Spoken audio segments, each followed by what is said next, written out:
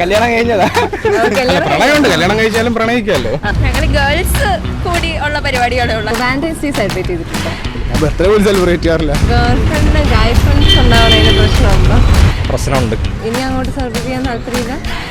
Family അനുവദിച്ച celebrate ചെയ്യാൻ ബുദ്ധിമുട്ടെന്താ? അങ്ങനത്തെ ഒരു ഇഷ്യൂ അതൊരു പ്രോബ്ലം ആയിട്ട് വരുന്നില്ല. ലവേഴ്സിന് വേണ്ടി വാലന്റൈൻസ് ഡേ എന്നുള്ളൊരു ദിവസത്തിന്റെ ആവശ്യം തോന്നിയിട്ടുണ്ടോ? അങ്ങനെയൊന്നും ആവശ്യമുണ്ടെന്ന് തോന്നുന്നില്ല. Hi, welcome to DP south story. സ്നേഹിക്കാനും സ്നേഹിക്കപ്പെടാനും ആഗ്രഹിക്കാത്ത മനുഷ്യരുണ്ടോ?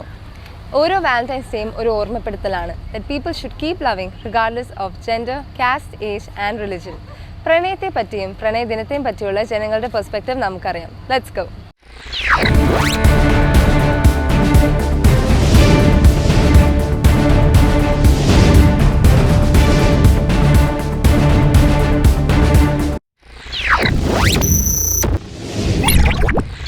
പ്രണയമുണ്ടോ? ഇല്ല. ഇല്ല. ഉണ്ട്. പ്രണയിച്ചിട്ടുണ്ട്. പ്രണയവിവാഹമായിരുന്നു. പ്രണയമുണ്ട്. ഉണ്ട്. പിന്നെ പ്രണയം ഉണ്ടാവും. ആമ്പിള്ളേരാകുമ്പോൾ ഉണ്ടാവും. ആമ്പിള്ളേരല്ല, മനുഷ്യരാകുമ്പോൾ പ്രണയം ഉണ്ടാവും. ഉറപ്പല്ലേ? ഇല്ല. രണ്ടുപേർക്കും ഇല്ല. ഇല്ല. പ്രണയിച്ചിട്ടുണ്ടോ? ഇല്ല. ഒരു മിനിറ്റ്. അയ്യോ, അങ്ങനെ പറഞ്ഞൂടാ. പിന്നെ ഞാൻ എന്തിനു വന്ന? ഉണ്ടായിട്ടുണ്ട്. ഉണ്ട്. പ്രപ്പോസ് ചെയ്തു, ഞാൻ പറഞ്ഞു. റിപ്ലൈക്ക് വെയിറ്റ് ചെയ്യുന്നു. ഓക്കെ. ഇവിടെയോ? ഉണ്ടായിരുന്നു, ഇപ്പൊ ഇല്ല. ഇല്ലായിരുന്നു, ഇല്ല.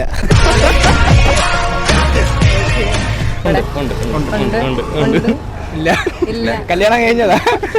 പ്രണയമുണ്ട്. കല്യാണം കഴിച്ചാലും പ്രണയിക്കാമല്ലോ. ജനറേഷനിൽ ലവേഴ്സിന് കൊടുക്കാൻ പറ്റിയ ഒരു അഡ്വൈസ് എന്തായിരിക്കും?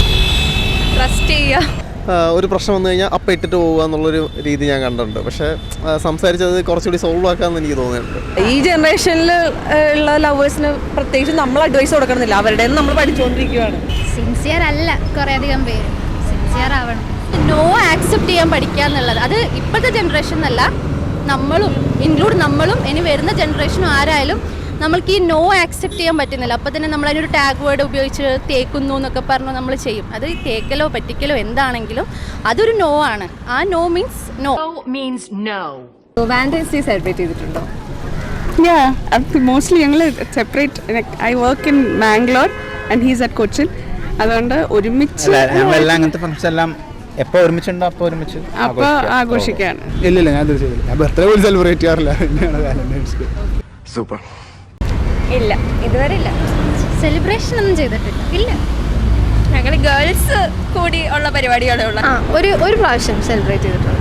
ഇല്ല, ചെയ്തിട്ടില്ല. ഞങ്ങളുടെ ആ ടൈമിൽ കുറവായിരുന്നു. ഞങ്ങളുടെ കോളേജ് ടൈമിൽ കുറവായിരുന്നു. ഇനി അങ്ങോട്ട് സെലിബ്രേറ്റ് ചെയ്യാൻ താല്പര്യമില്ല. ഫാമിലി അനുവദിച്ച സെലിബ്രേറ്റ് ചെയ്യാൻ ബുദ്ധിമുട്ടെന്താ? സെലിബ്രേറ്റ് ചെയ്തിട്ടുണ്ടോയെന്ന് വെച്ചില്ല. ആ ഒരു പ്രായത്തിലൊന്നും അങ്ങനെ ഇതിനെപ്പറ്റി ഒന്നും പണ്ടത്തെ ഒരു കാലത്ത് അങ്ങനത്തെ സെലിബ്രേഷനും പരിപാടിയൊന്നുമില്ല. ഇപ്പോഴല്ലേ കുറച്ചുകൂടെ റോസപ്പ് കൊടുക്കുന്നു, മഞ്ച് കൊടുക്കുന്നു, അങ്ങനത്തെ പരിപാടിയൊക്കെ ഇപ്പോഴാണ്. എൻ്റെ ഒക്കെ പ്രായത്തിൽ അങ്ങനെയൊന്നും ഇല്ല. ലവേഴ്സിന് വേണ്ടി വാലന്റൈൻസ് ഡേ എന്നുള്ളൊരു ദിവസത്തിന്റെ ആവശ്യം തോന്നിയിട്ടുണ്ടോ? അങ്ങനെയൊന്നും ആവശ്യമുണ്ടെന്ന് തോന്നുന്നില്ല. For me, I think it's better to have a day particular because നമ്മുടെ ബർത്ത്ഡേക്ക് തന്നെ every day we are alive, but on our birthday when people wish and make you feel a little special, you feel happy, right? അതൊരു വേറെ feel അല്ലേ? അതുപോലെ Valentine's day, there is a particular allotted day and everybody is celebrating around. I think it is good. ഉണ്ട്, വളരെയധികം ആവശ്യമാണ്.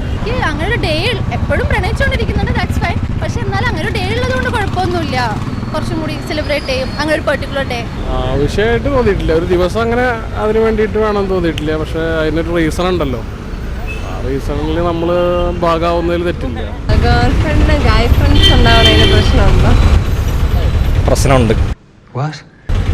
കാരണം അത് ഓരോരുത്തർ ഏത് രീതിയിലാണ് അപ്രോച്ച് ചെയ്യാൻ നമുക്ക് അറിയില്ലല്ലോ.